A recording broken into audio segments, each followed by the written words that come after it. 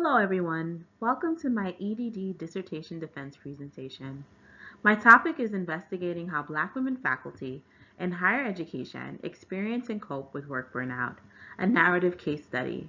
My name is Lovis M. Nelson Williams, doctoral candidate, and my mentor is Dr. Marquita Foster. Today I will discuss the following. I will go through my problem statement, then I'll delve into a little bit of an overview of my literature review. I'll discuss the purpose statement with the overarching research study goal and research questions. I'll go into my theoretical framework, methodology, discuss an overview of the findings, the implications, and then close with the distribution plan.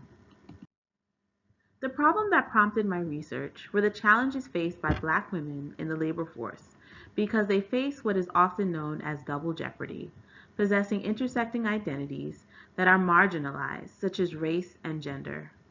Challenges such as feeling invisible, not being noticed for the work that they produce, prejudices such as microaggressions because they are not a part of the dominant group in professional workspaces, stereotypical labels that label them as angry or unapproachable, and unsavory depictions in mainstream media that can lead to work burnout. My literature review was a deep dive into the historical progression of Black women in the labor market.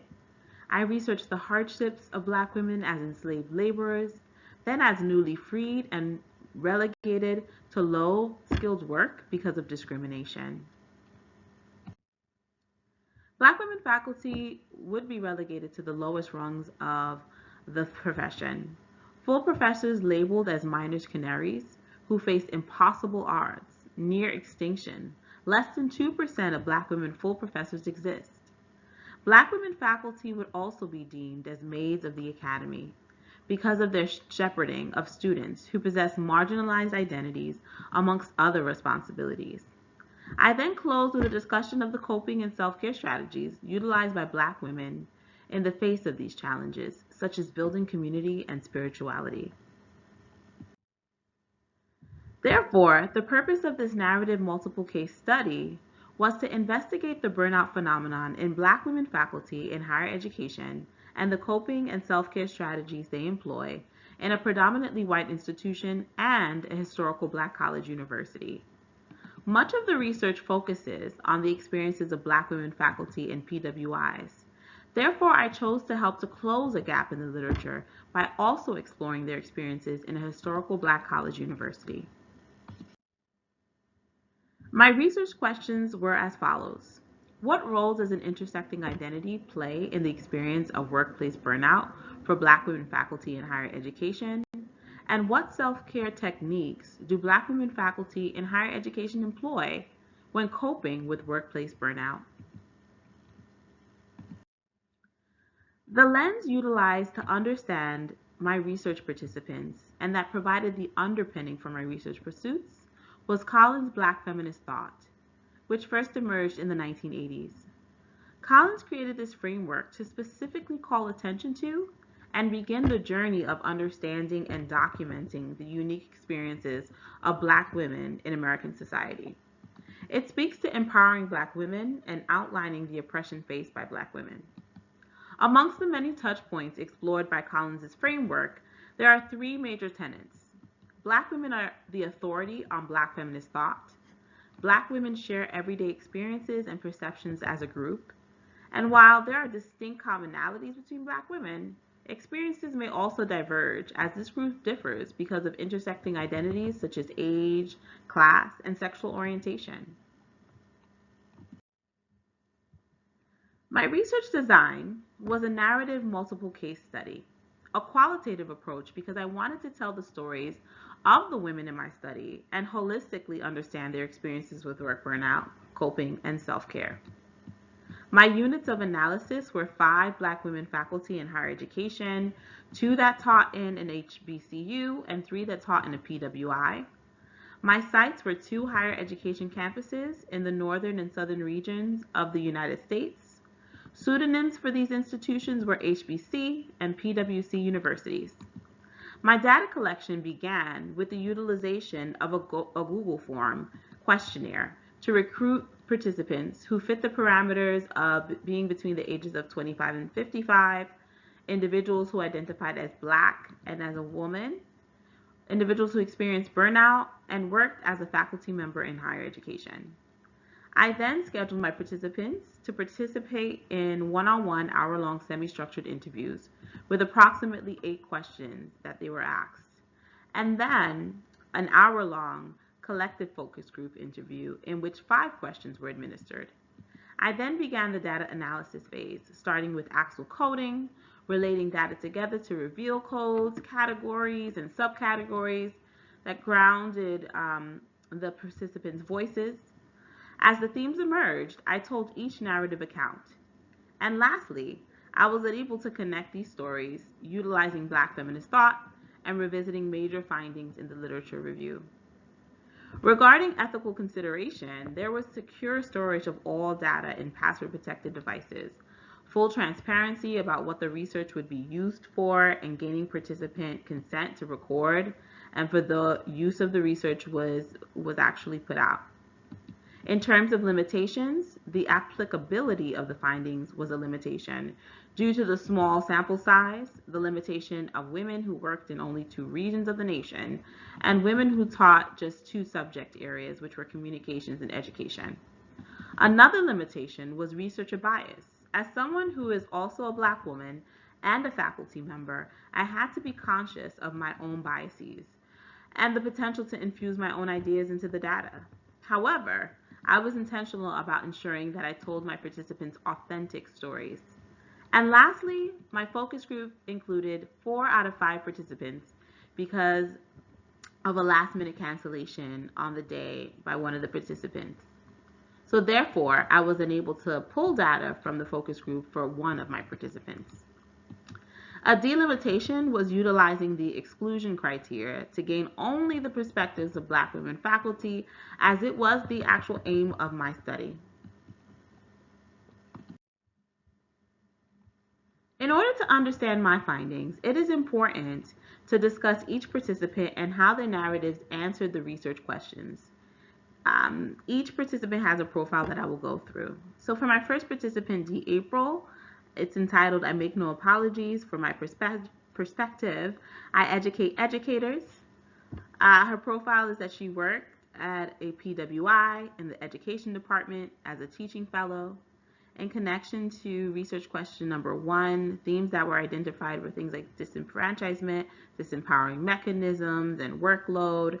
And so for her, she went through some of the things that she faced, such as dealing with a whitewashed curriculum, a lack of cultural sensitivity from the emerging teachers that she taught, and the fact that she felt like she was working nonstop, almost as if she was working 20-hour days. And some of the research I looked at for her, connecting to research question number 2, coping and self-care, she talked about therapy, for example, specifically group therapy for queer, indigenous people of color. She also talked about family supports that she leaned on in order to push through. My second participant was Tasha May, and her story was entitled, This is Our Sacred Space.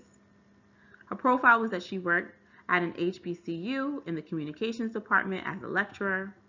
Regarding a connection to research question number 1, she talked about the oppressive pay rates.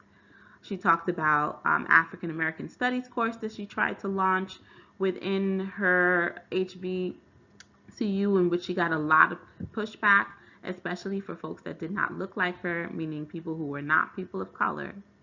And then she also talked about the fact that the institution did a lot of things to devalue staff. In connection to research question number 2, she talked about having in-group support networks, so other Black women that she leaned on. She also talked about the in-group advocacy for one another that she was able to find and helped her to cope. My third participant, Whitney June, her story was entitled, I Want to Develop a Better Understanding.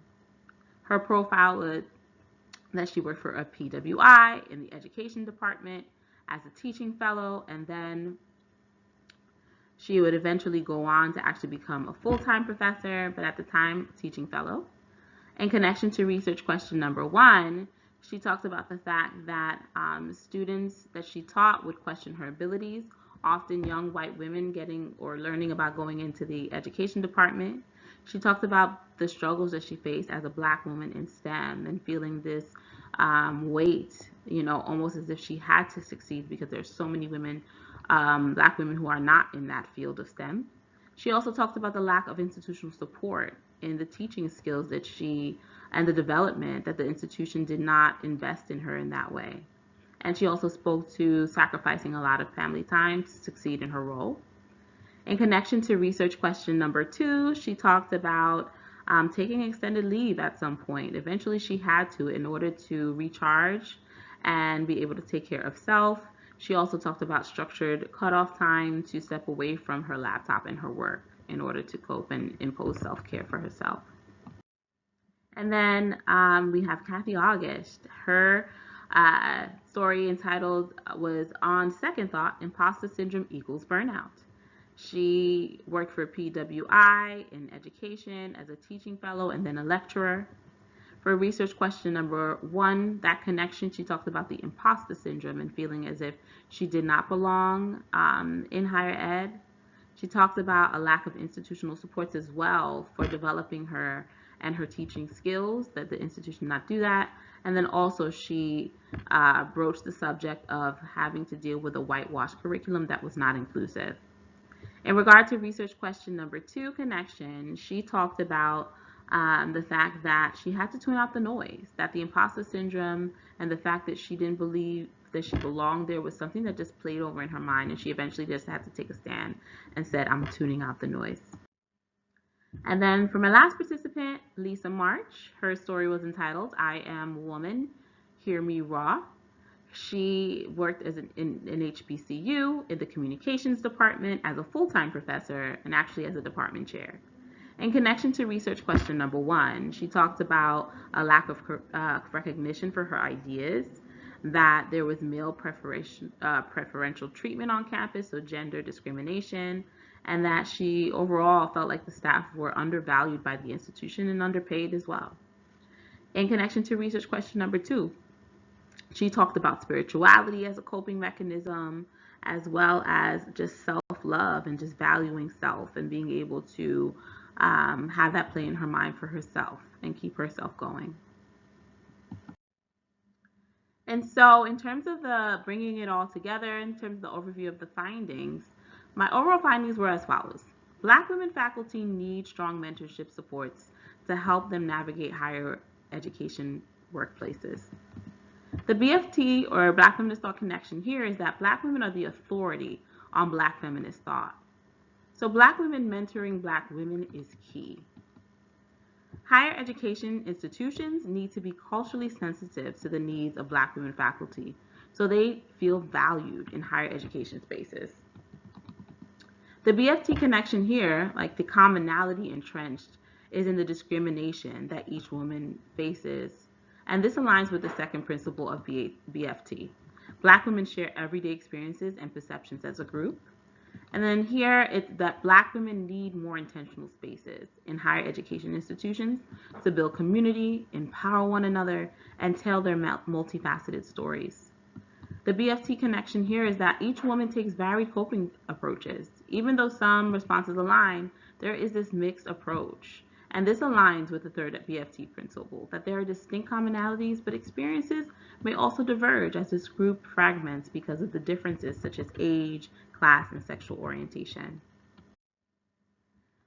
My implications, or the so what, were broken down by stakeholder group. I identified 2 stakeholders that are vital actors in ensuring that universities make meaningful changes to address the issues that manifest in burnout for Black women. Stakeholder group 1, Black women faculty in higher education. I charged them with creating an interinstitutional higher education network for Black women. Black women need community support that permeate the bounds of their institutions that are intentional. Stakeholder 2 is all other staff and faculty in higher education, administrators, student support staff, and all other faculty who are not Black women. I charge them with working in concert to establish a cultural sensitivity and empowerment committee to actively hear acts of discrimination and help to establish intentional spaces to educate all higher education faculty and staff about the challenges that Black women face in higher education institutions. And lastly, my distribution of the findings is also broken down by stakeholder group. For stakeholder group 1, I plan to publish in journals such as the Journal of Multicultural Affairs, the Journal of Blacks in Higher Education, and attend conferences such as the Association of Black Women in Higher Education to reach Black women specifically. For stakeholder group 2, I plan to attend the International Academic Conference on Teaching, Learning, and Education, coordinate with higher education institutions that I'm closely connected to, such as Monroe College and Baylor University, to conduct a professional presentation for key stakeholders. I plan to publish in an academic magazine diverse issues in higher education as well. And lastly, I just want to thank you all so much for listening to my presentation of my research. I want to thank my committee, especially my advisor, Dr. Foster, Dr. Scott, and Dr. Papadakis. I can only hope that this is the start of a journey into many more research studies that will transform this narrative and work toward positive changes for Black women faculty in higher education. Thank you.